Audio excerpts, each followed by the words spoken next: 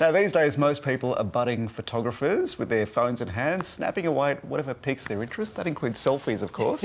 A beautiful sunset, a bowl of bolognese, or a bird on a wire, even. But have you ever wondered what it actually takes to capture an award-winning photo? How the colour, the composition and the content play into the final product? Well, Jack Gee knows all about it. He's just taken out the highly coveted winner of the Bird Photographer of the Year, and he joins us now. Good morning, Jack. Good morning. How are you? Look, I'm great, but I'm probably not as great as you because you've just won this competition. You beat out 20,000 other photographers with your winning shot. How does it feel? Oh, it feels great. It was an amazing experience to be able to join that contest and winning that title. Yeah, well, we've got your winning picture here. I read that you'd taken almost 4 years to capture this shot of the female peregrine falcon protecting her young. Can you tell me how this came about and when you knew you'd taken a winner? Basically, well, yeah, it took me 4 years because these falcons, they live on a coastal area on cliffs. That's where they raise their young.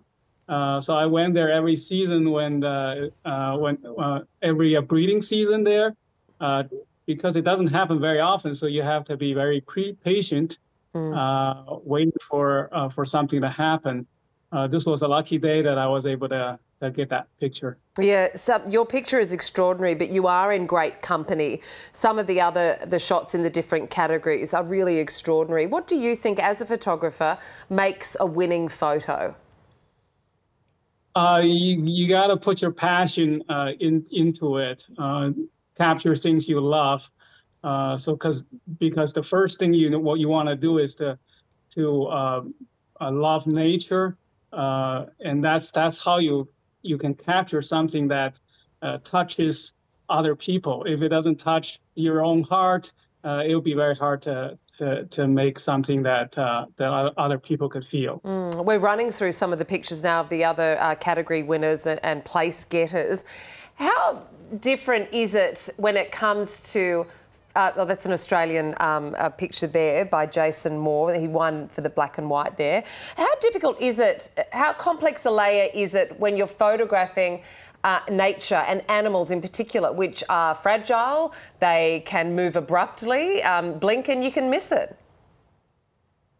Yeah, absolutely. You got to be there, try your luck. Yeah, I have to admit I'm not the most, the luckiest person because everything I shoot, I have to go there multiple times.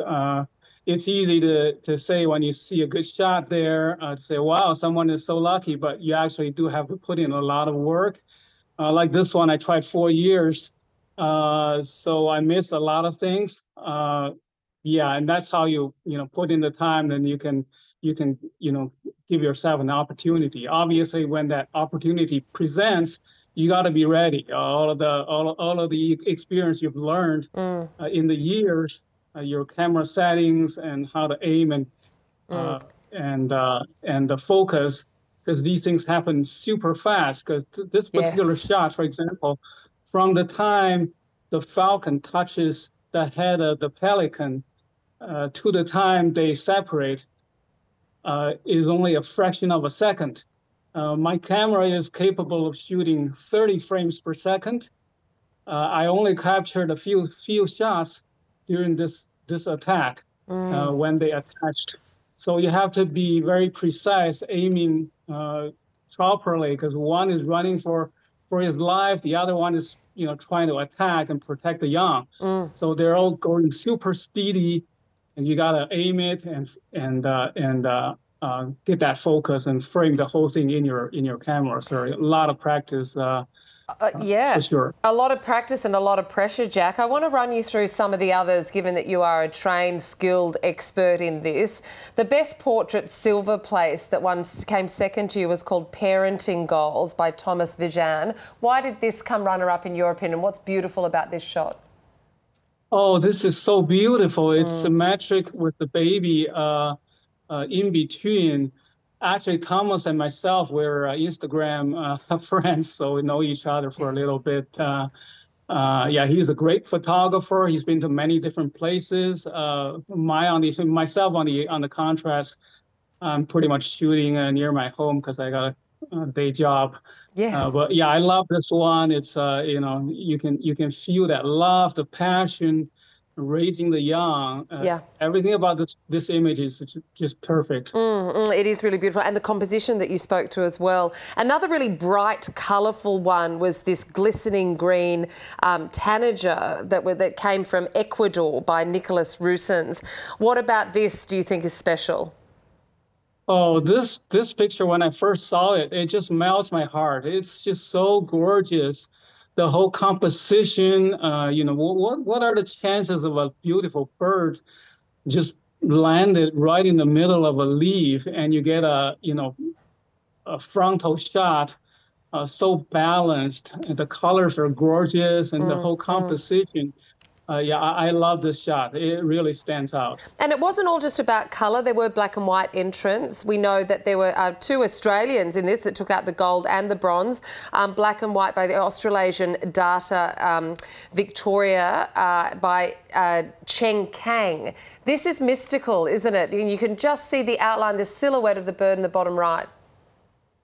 Yeah, absolutely. You know, even though myself, I've always been telling people I'm a colored person. You know, I like to see colored pictures, but some of these black and white pictures are just amazing how they express you know, the story. This one, I love it with all the mist. Like you said, yeah, it is a great photo. And I'll end on one other Australian one, the one that took out gold in the black and white. That's Jason Moore's. I alluded to it before. It's called A Droplet from Memory.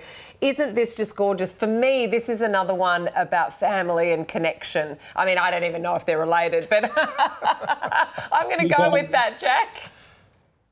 Yeah, definitely. The connection is the key. I love the way you expressed, because many times you shoot a wildlife, you wanted to have multiple of them, you know, 2, 1 is okay, but, you know, multiple of them, you have that connection that you can capture. So look at the eyes and the droplet there. So you can clearly see the story, the connection, the emotion captured in that picture. And just before I let you go, Jack, it'd be remiss if I didn't ask you to give our listeners a few tips on taking a great shot. They might not all have cameras that can take, you know, 30 shots in a second. But, you know, if they've just got their phones, what should they be thinking about when they're creating and crafting a story? Yeah, you know, stay true to your heart. Stay true to your heart. If you see something you love, you can use any equipment. Obviously, for birds, you know, you always like to have a long lens so you can bring them closer. But many times you do run into occasions where you can capture something that does not need all that zoom and the 30 frames per second. Yeah. So stay true to your love. You know, if you see something that touches you, capture it. Yeah, okay, some wonderful advice there. Jack, congratulations on taking out Photographer of the Year, and it was great speaking with you. Thank you so much.